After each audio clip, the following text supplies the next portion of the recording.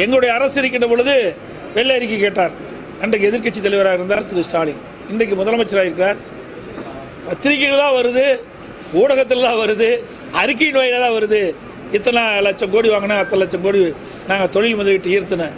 அதுக்காகத்தான் நாங்கள் சொல்கிறோம். நான் மட்டுமில்லை, எல்லா எதிர்க்கட்சி தலைவர்களும் கேட்குறாங்க, திராவிட முன்னேற்ற கழக ஆட்சியில் எந்தெந்த தொழிற்சாலைகளுக்கு எவ்வளவு நிதி பெறப்பட்டது, நிதி ஒதுக்கீடு செய்யப்பட்டது, எந்தெந்த தொழிற்சாலை புரிந்து ஒப்பந்தம் போட்டது, அதன் மூலமாக எவ்வளவு வேலைவாய்ப்பு கிடைக்கும், அதையெல்லாம் ஒரு வெள்ளை அறிக்கையின் மூலமாக அறிவிக்கப்பட்டால் மக்கள் தெரிந்து கொள்வார்கள். அதற்காகத்தான் நாங்கள் கேட்குறோம். இதில் என்ன மரபு? இது வெளிப்படைத்தன்மை தானே.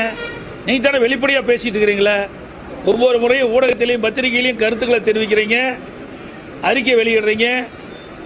திராவிட முன்னேற்ற கழக ஆட்சியில் தான் தொழில் புரட்சிங்கிறீங்க, அதிகமான தொழில் கொண்டு வந்துங்கிறீங்க.